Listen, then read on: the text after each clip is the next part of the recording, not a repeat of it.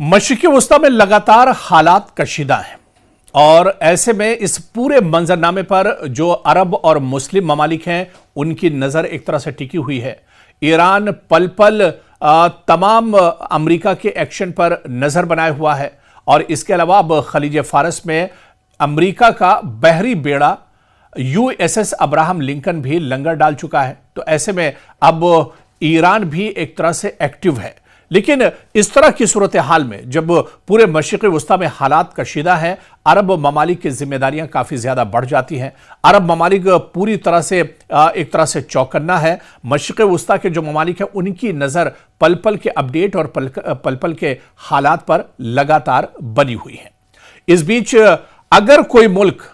Iran के साथ पूरी मजबूती के साथ इस तरह के हालात में खड़ा है, अमेरिका को ईरान के साथ साथ अगर कोई मुल्क इस वक्त आंखों में आंख डालकर बात कर रहा है तो वो कोई और नहीं बल्कि लड़ाका और जिहादी हूसियों का जो मुल्क है यानी यमन। यमन इस वक्त ईरान के शाना बशाना खड़ा है और यमन लगातार एक तरह से अमेरिका को यह चेतावनी भी दे रहा है और यह चैलेंज भी कर रहा है कि अगर उसने ईरान की तरफ नापाक हरकत की, अगर उसने ईरान पर हमला किया तो फिर मशरिक़ी वस्ता में इस पूरे खित्ते में अमेरिका को बहुत बड़ी कीमत एक तरह से चुकानी होगी। और सिर्फ अमेरिका को यह कीमत नहीं चुकानी होगी बल्कि इसकी कीमत इजराइल को और बिन्यामिन नेतन्याहू को भी एक तरह से चुकानी होगी। हालांकि इस मुश्किल घड़ी में आप देखिए, चाहे सऊदी अरब की बात कीजिए, कतर की बात कीजिए, UAE की बात कीजिए, इन तमाम मुल्कों ने ईरान पर हमला करने के लिए, ईरान पर एक्शन करने के लिए अमेरिका को अपनी जमीन का इस्तेमाल करने से इनकार कर दिया हो। लेकिन इस बीच भी आप देखिए कि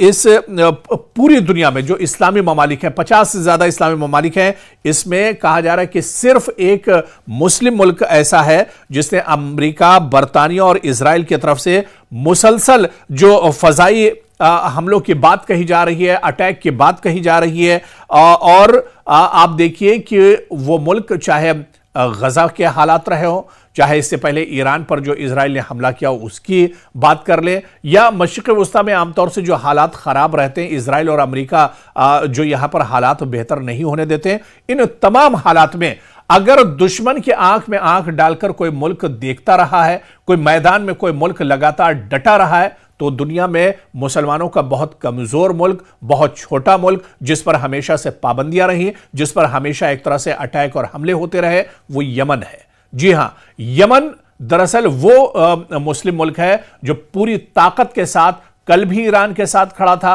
और आज भी ईरान के साथ खड़ा है। यानी जब जब मशरिक़ी वस्ता में हालात खराब होते हैं तो अमेरिका और इजराइल के खिलाफ अगर कोई सीना तान कर मुस्लिम मुल्क खड़ा होता है, पूरी ताकत के साथ खड़ा होता है, तो वही यमन है। लेकिन यमन जाहिर सी बात है, जिस तरह से हमने बताया कि बहुत छोटा सा मुल्क है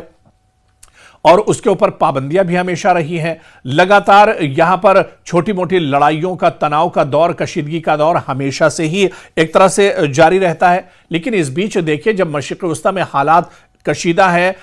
ईरान पर अमेरिका लगातार अटैक करने की बात कह रहा है, डोनाल्ड ट्रंप एक्शन की बात कर रहे हैं, ऐसे में अब देखिए कि अब यमन ने बाकायदा अलल ऐलान यह कहा है कि अगर अमेरिका और इजराइल ने ईरान पर हमला किया तो यमन अमरीकी और इजरायली जहाजों को बुहैरे अहमर में गर्क कर देगा। बुहैरे अहमर में ही इजराइल और अमरीका के जो बहरी बेड़े हैं या जो समुद्री जहाज, शिप यहां से गुजरते हैं, उन्हें इसका नुकसान उठाना पड़ेगा। तो यमन ने साफ कर दिया है कि अगर कोई एक्शन ईरान पर मशरिक़ी वस्ता में होता है, ईरान पर किसी तरह का हमला किया जाता है, तो यमन पूरी तरह से तैयार है। यमन के हूसी जो लड़ाके हैं वो पूरी तरह से तैयार हैं। यमन की जो पूरी फोर्स है वो एक तरह से तैयार है और अगर ईरान पर हमला होता है तो उसका खमियाजा सीधे सीधे अमेरिका और अमेरिका के वो एयरबेस, अमेरिका के वो बहरी बेड़े या फिर कश्तियां जो बुहैरे अहमर से होकर गुजरती हैं, रेड सी से होकर गुजरती हैं, उन्हें बहुत बड़ा नुकसान होगा। उनका रास्ता पूरी तौर से बंद कर दिया जाएगा, उन पर समंदर के अंदर अटैक किए जाएंगे। और यही इसी तरह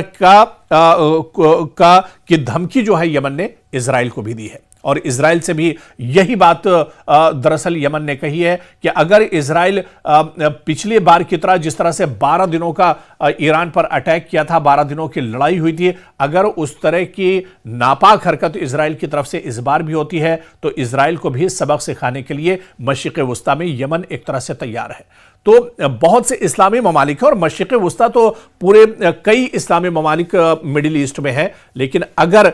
इन कशीदा हालात में, मुश्किल हालात में अगर कोई ईरान के साथ खड़ा है शाना बशाना और पूरी ताकत के साथ और दुश्मन को चैलेंज कर रहा है तो वो यमन है।